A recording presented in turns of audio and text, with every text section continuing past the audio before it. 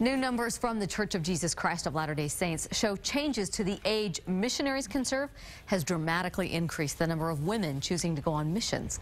News specialist Sam Penrod is live at the Missionary Training Center in Provo.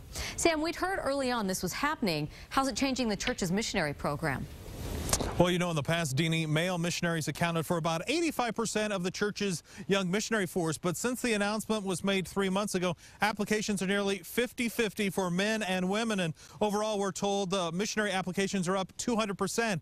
And changes to accommodate this growth are already underway here at the Provo MTC. I have 36, I think. Laura Cottrell is starting to count the days until she leaves to serve a mission in Jackson, Mississippi.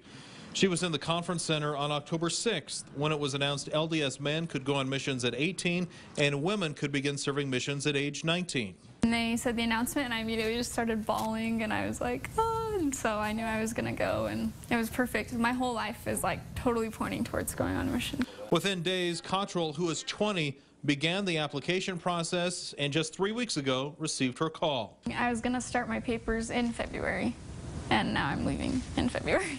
I am going on a mission to Montreal, Canada on February 6th. For Sydney Landine, who is 21, her decision to serve a mission had been made before the announcement, but the policy change will shorten the time she spends in the Missionary Training Center. Last week, I received a telephone call from the MTC.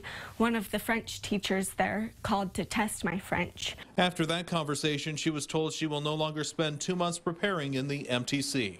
Looks like I passed because I'll only be there for 2 weeks. They'll put me in the accelerated track so that I can be in and out faster. Shorter time in the MTC is just one way the church is handling the surge of new missionaries. At the Provo MTC, more bunk beds are being added to increase the capacity from 3,000 to 4,800 missionaries who will spend 1/3 less time there.